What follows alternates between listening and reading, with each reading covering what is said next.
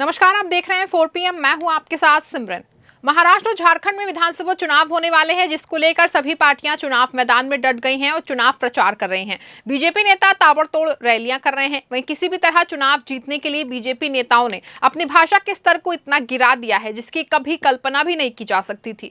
BJP के star प्रचारकों में मोदी, हेमंत बिस्वा शर्मा समेत तमाम नेताओं के नाम है जो जनता के बीच में पहुंचकर चुनाव प्रचार कर रहे हैं और जनता के बीच में नफरत फैलाने का काम कर रहे हैं। बता दें कि मोदी देश के मुखिया हैं और चुनाव को जीतने के लिए मोदी की भाषा का स्तर इस कदर गिर जाएगा, इसकी कल्पना किसी ने नहीं की थी।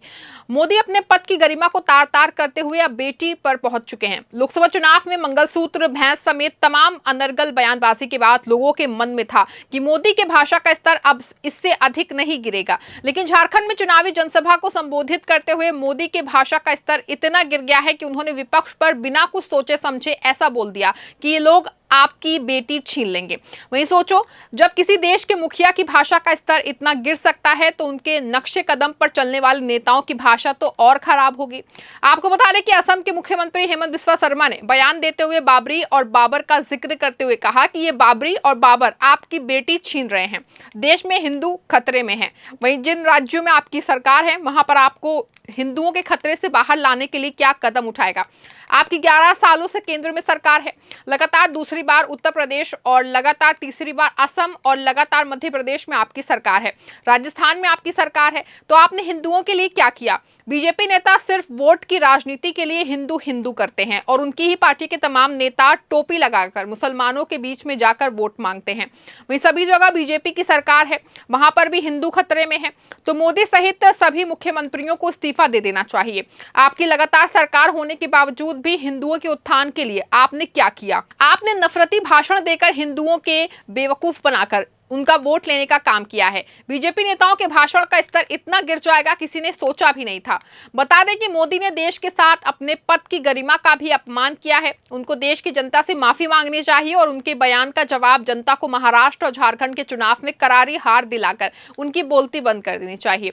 बता दें, लोकसभा चुनाव हारने के बाद मोदी सदमे से गुजर रहे थे, लेकिन एक बार फिर से विधानसभा चुनाव में अपनी हार से बौखलाए मोदी शब्दों की गरिमा को भूल चुके हैं। बता दें कि महाराष्ट्र के चुनावों में हमेशा की बागियों की जबरदस्त फसल होगी। इस चुनाव में पैदाइश जबरदस्त है। महाराष्ट्र विधानसभा की 288 सीटों के लिए 7,905 उम्मीदवारों के 10,900 आवेदन दाखिल किए गए थे। वहीं नाम वापसी के आखिरी दिन हजारों उम्मीदवारों ने अपना आवेदन जो है वो वापस ले लिया। इसका मतलब ये नहीं है कि बागियों की बगावत थम गई है। बता दें कि 288 सीटों पर अभी भी उम्मीदवारों की भारी भीड़ है। निर्दलीय, छोटे दल, जिला स्तरीय गठबंधन और यहां तक कि असंतुष्टों द्वारा भरे गए आवेदन अभी भी मौजूद हैं। मनोज वारंगे ने भी सबसे पहले चुनाव लड़ने और कुछ को उखाड़ फेंकने के अपने प्लान की घोषणा की, लेकिन अंत में उन्होंने फैसला किया कि चुनाव ना लड़ना ही बेहतर है, अन्यथा उनके प्रत्याशी भी मैदान में होते। कुल मिलाकर महाराष्ट्र में 2 प्रमुख गठबंधन और कई अन्य उम्मीदवार मैदान में हैं। मैदान में इस भीड़ से लोकतंत्र ढह तो नहीं जाएगा, ऐसा डर लगने लगा है। जहां एक और दिवाली के पटाखे फूट रहे थे तो वहीं महाराष्ट्र में सर्वदलीय बगावत के पटाखे भी फूटे। पूर्व भाजपा सांसद गोपाल शेट्टी जैसे लोगों ने बगावत का नाटक किया और नामांकन पत्र दाखिल करने की कोशिश की, लेकिन जैसे ही फडणवीस ने ईडी की चाल चली, गोपाल राव की सारी नौटंकी बंद हो गई और वो पीछे हट गए। इस दौरान असंतुष्टों और बागियों को किस किस तरह के प्रलोभन दिए गए, पीछे हटने के लिए मान मनोवल किया होगा और उनमें से कई लोगों को उनके दल के नेताओं ने विधान परिषद, महामंडल आदि के आश्वासन दिए होंगे जिसकी कोई गिनती नहीं होगी। सैकड़ों लोगों ने सिर्फ एक आश्वासन पर कि इस बार उन्हें विधान परिषद में भेज दिया जाएगा। इस हिसाब में राज्य विधान परिषद में विधायकों की संख्या 500 तक बढ़ानी होगी और 1000 तक 1000 महामंडलों का निर्माण करवाना पड़ेगा।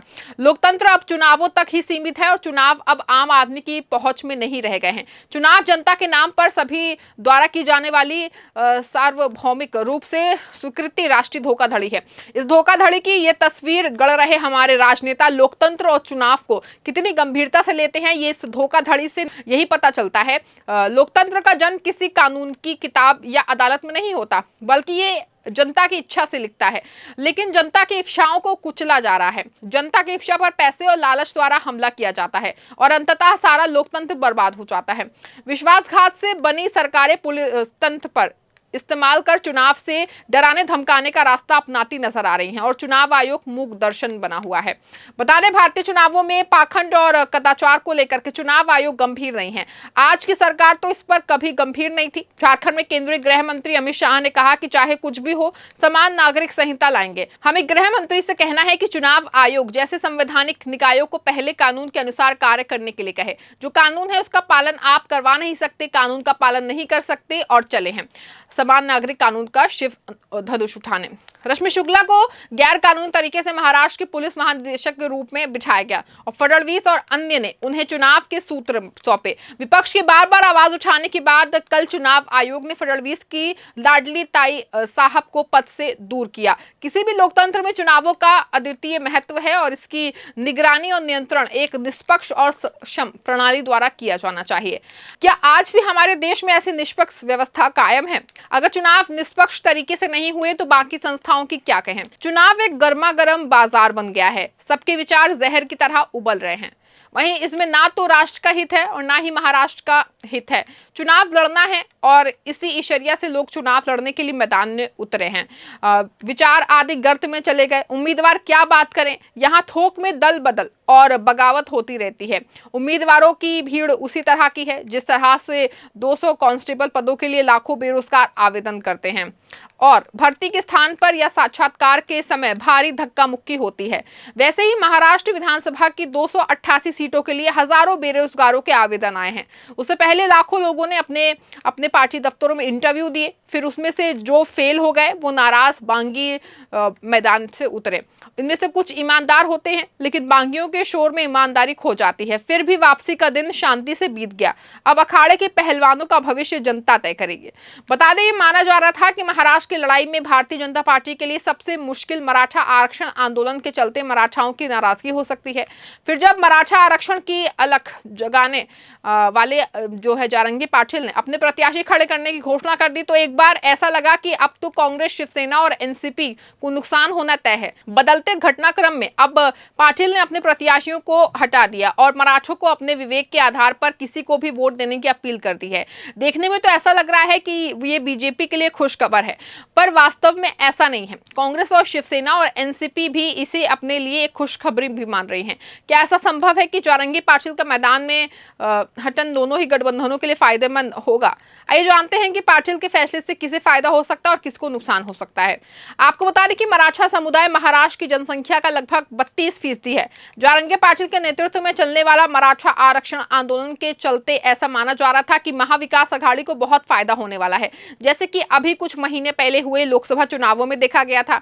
एमवीए ने मराठवाड़ा में 8 से 7 सीटें जीती, जो मराठा आंदोलन का केंद्र है। मराठों की नाराजगी के चलते ही कई प्रमुख भाजपा नेता भी हारे थे। 2019 के चुनावों में भाजपा ने इस 8 लोकसभा सीटों में से 4 पर जीत हासिल की थी, जबकि इसके सहयोगी शिवसेना ने 3 पर जीत दर्ज की थी। कांग्रेस एनसीपी को तब कोई सीट नहीं मिली थी। आपको बता दें कि मनोज जारंगी पाटिल ने किसी भी उम्मीदवार का समर्थन नहीं करने का चौंकाने वाला निर्णय लिया है।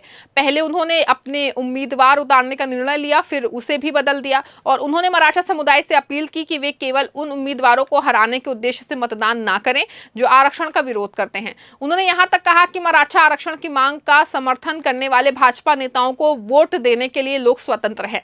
भाजपा ने तुरंत जारंगी पाटिल के इस निर्णय का सराहना की और इसे उनके मराठा आरक्षण आंदोलन के लिए समझदारी भरा, उचित और स्वस्थ कदम बताया।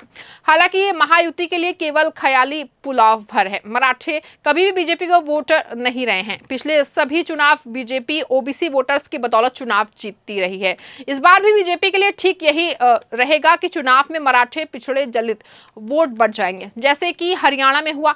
बीजेपी जिस तरह से ओबीसी और दलित वोटों पर खुद को फोकस किए हुए है, उसके चलते संदेह है कि मराठों का वोट उसे शायद ही मिले। वहीं बीजेपी ने इसी रणनीति के तहत ही पार्टी में किसी बड़े मराठा नेता को बहुत आगे नहीं किया है। पार्टी के पास दिखावे के लिए कोई भी बड़ा मराठा नेता नहीं है। इस खबर में फिलहाल बस इतना ही। ऐसी तमाम राजनीतिक खबरों के लिए बने रहें, जुड़े रहें 4PM के साथ। धन्यवाद।